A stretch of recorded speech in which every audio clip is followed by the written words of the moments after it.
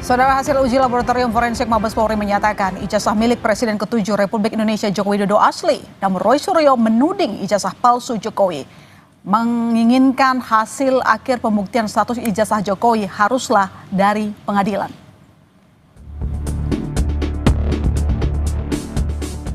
Teka-teki soal status ijazah Jokowi terjawab sudah. Hasil uji lab 4 Bareskrim Polri, ijazah Jokowi yang lulus dari Fakultas Kehutanan UGM pada 5 November 1985 sesuai dengan materi pembanding yang asli. Penyelidik mendapatkan dokumen asli ijazah sarjana Kehutanan nomor 1120 atas nama Joko Widodo dengan NIM 1681 KT Fakultas Kehutanan UGM pada tanggal 5 November 1985 yang telah diuji secara laboratoris. Berikut sampel pembanding dari 3 rekan pada masa menempuh perkuliahan di Fakultas Kehutanan UGM. Maka antara bukti dan pembanding adalah identik atau berasal dari satu produk yang sama.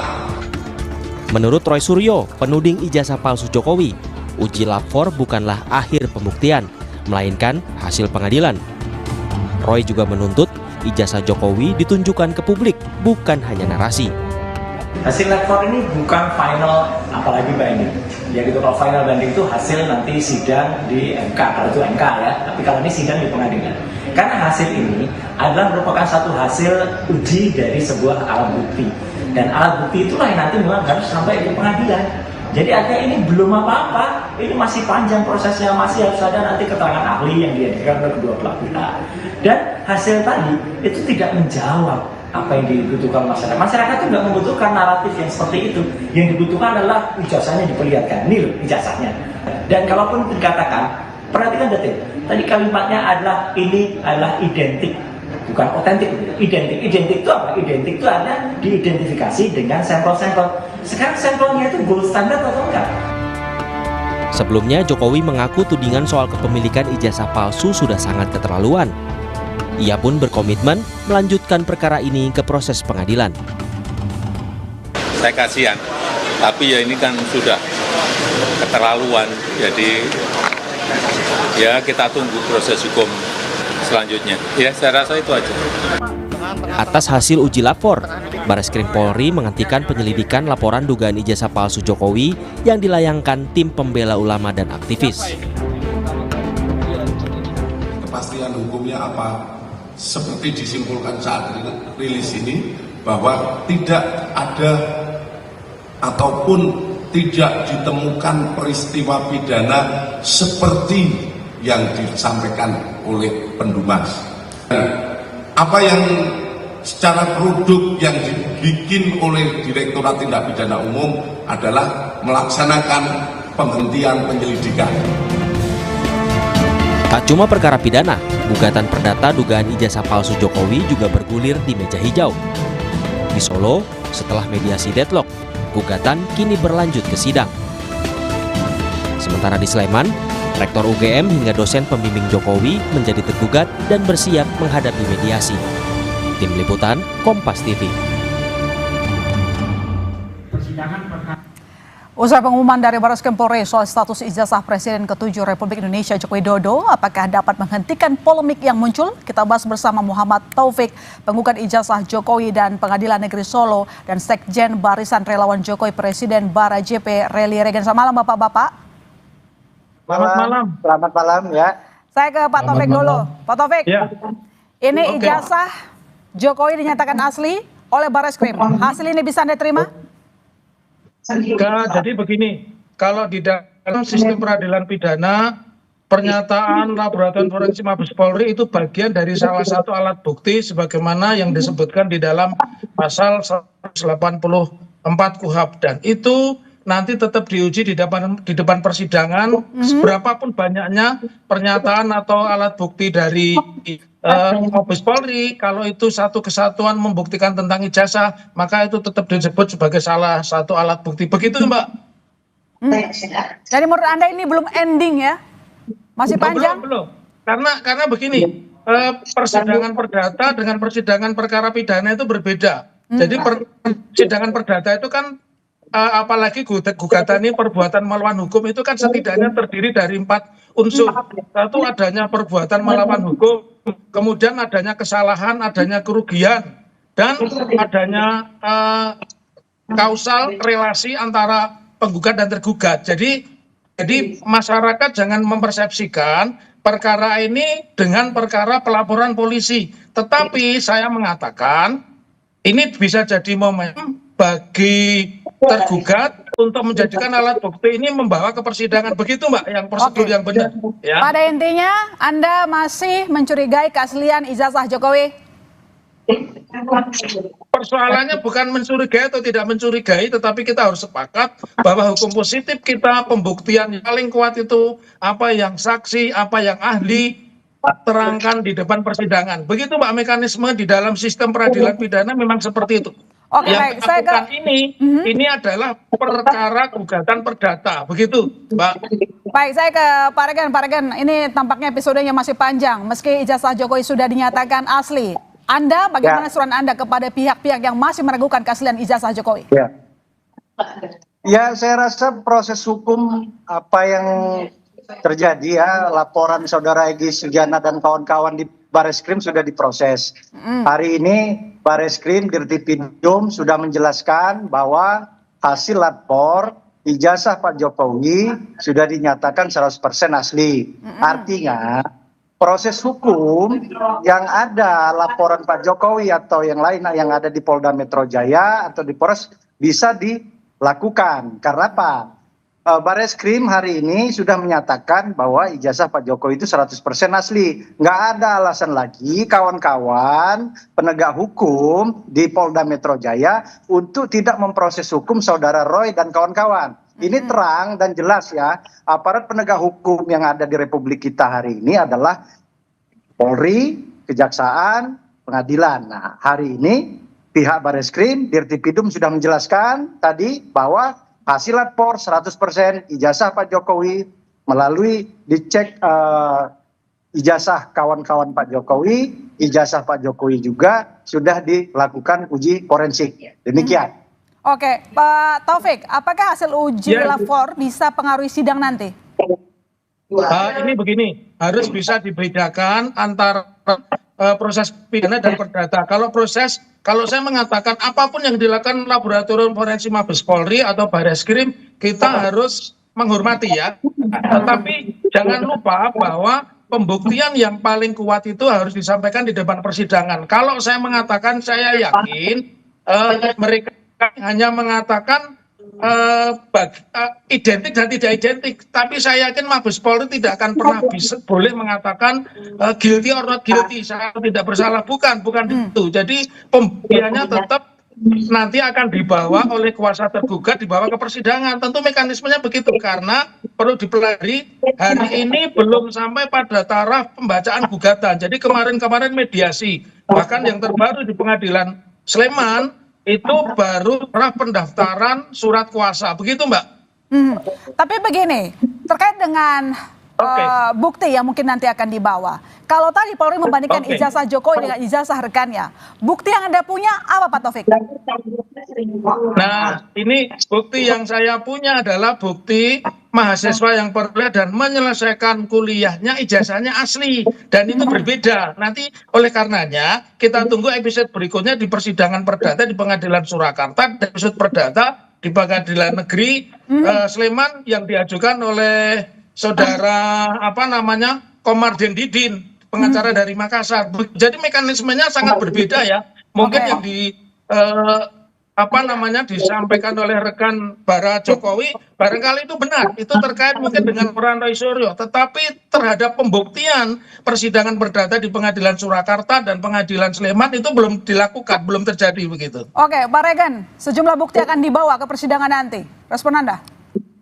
Ya, kalau sejumlah bukti akan dibawa persidangan kan objeknya sudah jelas. Objeknya adalah ijazah. Ijazah ini kan sudah dilakukan tes uji forensik oleh Bareskrim. Ini salah satu dampak laporan dari kawan-kawan, saudara Egy Sujana dan kawan-kawan di Bareskrim. Nah, kawan-kawan yang melaporkan di Pengadilan Surakarta menggugat tentang ijazah Pak Jokowi itu sama aja, nanti kan diuji apa yang disampaikan saudara ini kan objeknya kan sama. Objeknya kan tetap aja kembali ke ijazah. Ijazah Pak Jokowi itu nanti atas persidangan laporan Pak Jokowi yang ada di Polda Metro Jaya ataupun laporan kawan-kawan yang ada di Surakarta itu nanti kan ranahnya sama saja akan balik ke pengadilan. Nah, nanti berdasarkan keterangan dari Bareskrim hari ini, hasil uji lapor forensik 100% ijazah Pak Jokowi itu asli. Apalagi kita nggak usah menggiring opini lagi, hari ini penegak hukum yang ada di Republik ini, yang ada di negara ini adalah yang melakukan uji forensik yang mempunyai hak dan wewenang. Nanti kawan-kawan ikuti saja alur hukumnya. Nanti seperti yang disampaikan tadi di pihak pengadilan, oke, ini kan yang dilakukan di Bareskrim ini kan dampak dari laporan saudara Egy Sujana dan kawan-kawan. Nah, sekarang yang kawan-kawan dari melaporkan Pak Jokowi di Surakarta itu kan objeknya beda, perdata katanya. Tapi sekarang kita proses hukumnya jalanin loh. Kawan-kawan yang melakukan hate speech, melakukan melanggar undang-undang IT, mengajak, membuat kegaduhan publik kemana-mana sampai ke UGM, itu harus diproses hukum juga. Karena kita sebagai relawan sendiri sudah melaporkan. Pak Jokowi-nya sendiri dengan kuasa hukumnya sudah menyampaikan, sudah melaporkan, ikut sebagai warga negara Republik Indonesia yang baik, prosedur hukum yang ada di Republik. Sama, baik saya, baik menteri, baik gubernur, proses hukum harus dijalankan. Nah, sekarang kembali ke kawan-kawan yang ada di Polda Metro Jaya. Proses hukum saudara Roy Suryo dan kawan-kawan ini. Karena pihak Bareskrim sudah menyatakan bahwa ini 100%. Demikian. Pak Taufik gimana tuh? Harus diproses hukum. Mereka-mereka yang menyindir, yang menyinggung bahwa ijazah Presiden Joko Widodo itu palsu. Saya harus jelaskan dulu. Pembuktian di persidangan perdata dengan peristiwa pidana, pengaduan atau pelaporan Jokowi di Polda Metro, pelaporan atau pengaduan TPUA di Bareskrim tanggal 9 Desember 2024, cara pembuktiannya berbeda. Lalu yang saya sampaikan juga, meskipun hari ini kita KUHAP itu tidak secara khusus menyebut bahwa satu-satunya laboratorium forensik itu adalah Mabes Polri. Kalau tidak salah itu keberadaannya di Akpol ya, jadi di Semarang ya, meskipun sebutannya Mabes Polri, tapi lokasi pembuktiannya itu di Semarang. Karena kita lihat misalkan Brigjen Juhandani itu kan hampir 1 bulan sebelum laporan Pak Jokowi 30 April di Polda Metro sudah berada di Jawa Tengah. Yang saya ingin sampaikan, bisa saja itu terjadi kekeliruan ketika diuji, karena kita juga memiliki hak yang sama, checks and balance di dalam persidangan perdata, dan kita juga boleh mengedarkan ahli. Saya mengambil satu contoh. Bagaimana simpulan yang salah dalam peristiwa adik Gama siswa SMKN 4 Semarang yang secara teori Kapolrestabes dan semua mengatakan bahwa anak itu membawa senjata. Ternyata dibantah oleh Provos bahwa dia itu tidak melakukan perlawanan, dan ternyata pernyataan Provos yang berbeda dengan pernyataan Kapolrestabes itu yang dipakai, terbukti Kapolrestabesnya dicopot. Jadi saya masih punya optimisme. Begitu ya, pendapat saya begitu, Bang Regen ya. Jadi saya mengatakan oke lah, ini satu kemenangan sementara yang dimiliki oleh tim hukumnya Pak Jokowi, khususnya yang di Solo. Nanti bisa itu kan berkasnya yang disampaikan Pak Brigjen Polisi Juhandani itu dibawa ke Solo. Tapi kan saya boleh juga punya alat pembanding. Begitu Mbak, jadi masih ada wilayah yang harus kita perdebatkan. Karena pembuktian yang paling kuat sebagaimana dianut di dalam kitab undang-undang hukum acara pidana kita atau KUHAP kita pasal 105 disebutkan ayat 1 bahwa bukti yang paling kuat itu apa yang saksi, apa yang ahli, apa yang terdakwa sampaikan di depan sidang. Begitu. Bang Regen, Anda sudah senyum-senyum dari tadi, Anda mau nanggapin apa?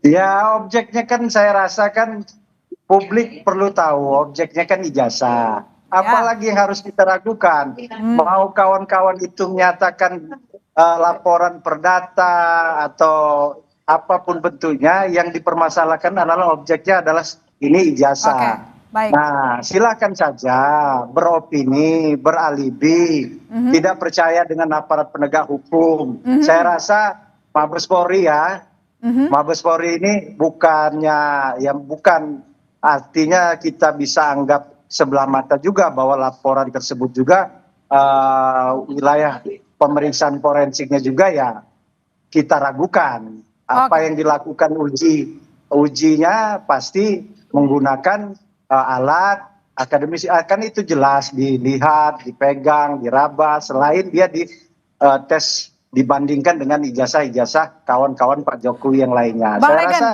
itu sah-sah saja lah, tapi saran saya kawan-kawan berhentilah menggiring opini seakan-akan Bareskrim, oh ini masih belum pilot, kita ada pembanding. Mau dari Amerika kek, mau dari Rusia kek, silakan saja. Tapi hari ini kita bicara penegak hukum, hari ini Bareskrim sudah menyatakan 100% ijazah Pak Jokowi itu asli. Demikian. Nah, tapi ada juga nih pihak-pihak yang merasa dikriminalisasi akibat tudingan ijazah palsu, Pak Regen. Ya sah-sah saja, apa yang mereka kan merasa dikriminalisasi tersebut, ada yang ke Komnas HAM. Ini kan yang melakukan hate speech, yang mengunggah itu saudara Roy Suryo mengajak dan kawan-kawan berdasarkan unggahan saudara Sandi, kan terang jelas ini. Mereka sudah di beberapa media sudah menyatakan demikian. Jadi dari mana pernyataan mereka dapat kita benarkan, sementara pihak Mabes Polri hari ini sudah menjawab hal tersebut. Objeknya kan satu, ijazah. Dengan hasil yang ada sekarang, Pak Taufik, apakah strategi Anda dan tim berubah untuk pembuktian di persidangan nanti? Ya, harus dipahami ya, sampai hari ini gugatan belum dibacakan. Gugatan saya satu-satunya klaim atau pernyataan keberatan itu bukan hanya soal ijazah, tapi juga proses. Karena ijazah itu hanya bagian dari proses. Misalkan kita juga singgung soal ijazah SMA, kita juga singgung bagaimana bahkan hari ini ya, meskipun kita berdebat panjang lebar di medsos maupun di TV seperti ini, tapi tidak pernah dihadirkan yang namanya ijazah. Kalau kita memakai pendekatan hukum positif, hukum acara pidana, ijazah itu mestinya yang asli, yang katanya punya Pak Jokowi, itu mestinya tidak bisa diambil sebelum selesai pemeriksaan. Nah ini kan aneh, karena skenario barang bukti itu hanya 3. 1, kalau itu disita, namanya berita acara penyitaan, kalau diserahkan dengan sukarela berarti berita acara penyerahan sukarela.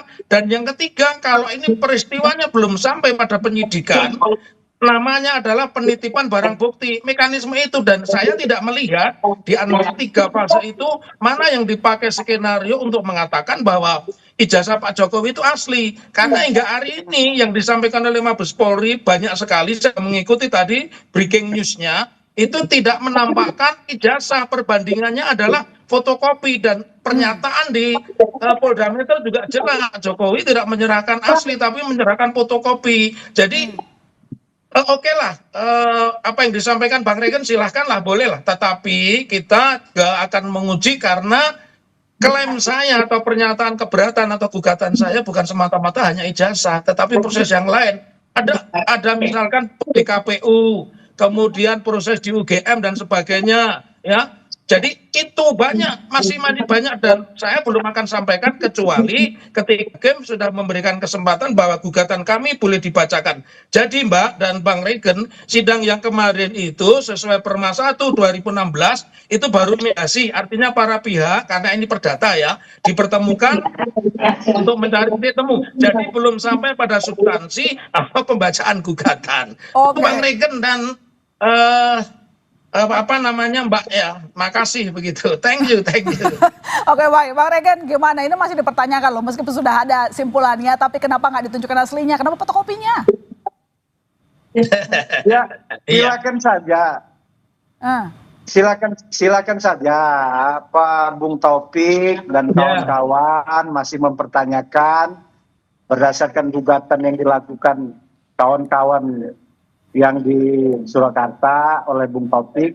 Ini kan proses hukum laporan atau pihak pelapor sudah dijalani. Pak Jokowi juga sebagai warga negara biasa akan mengikuti proses ini.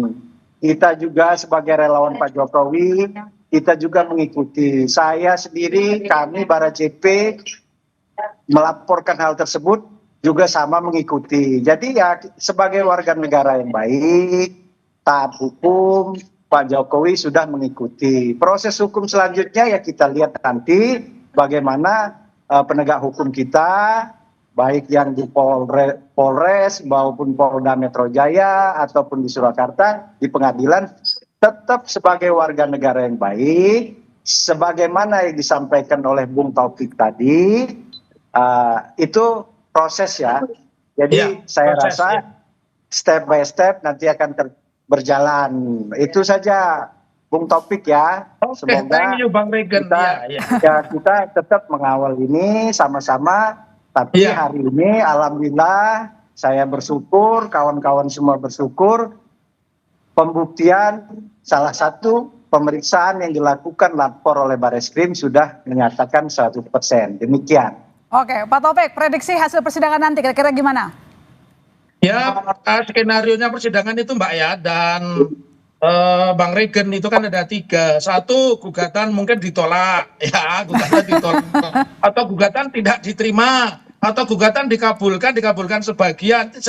Skenario-nya kan 3 itu. Tapi saya suka dengan berdialog seperti ini, orang punya aspirasi, orang punya argumen, dan itu sah-sah saja di negara seperti sama ini. Sama aja Bung Taufik. Saya juga melaporkan saudara Rocky Gerung ditolak di Mabes Polri, melaporkan si Koni juga ditolak. Itu jadi Pak Jokowi jadi presiden loh. Sama aja, bisa dicek laporan Bara JP itu dilakukan di Mabes Polri atau di Polda atau di Polres itu selalu ditolak.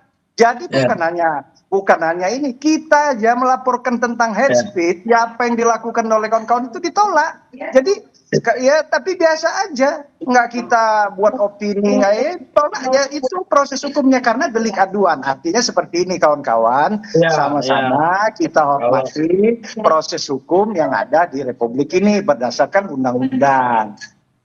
Pak Taufik? Demikian. Oke. Aman ya? Terkendali ya? Baik. Ya. Kalau saya sih tidak putus asa, nggak boleh ya. Seorang yang masih hidup itu nggak boleh putus asa. Apalagi kita diberikan kesempatan. Tadi Regen mengatakan beberapa laporannya ditolak. Dan Pak Jokowi memberikan contoh. Sebelumnya bukan hanya Pak Jokowi, Pak SBY juga datang ke Polda, juga datang ketika persoalannya delik aduan. Ini sudah lebih bagus ya Mbak ya dan Bang Regen. Kalau dulu itu seperti Gus Nur, seperti Bambang Tri, itu ditangkap ini bagus lewat mekanisme pengaduan, lewat mekanisme pelaporan, dan ini yang harus kita jaga karena itulah yang dikehendaki sistem peradilan pidana kita di itu ayat 1 kita Undang-Undang Hukum Pidana. Oke, baik, kita tunggu nanti lanjutannya. Terima kasih Pak Taufik, terima kasih Pak Regen telah bergabung di Sapa Indonesia Malam. Selamat malam ya. Dan saudara, dalam laga lanjutan kualifikasi Piala Dunia 2026 zona Asia, 2 penggawa skuad Garuda Marcelino Ferdinand dan Martin Paes dipastikan absen membela Merah Putih.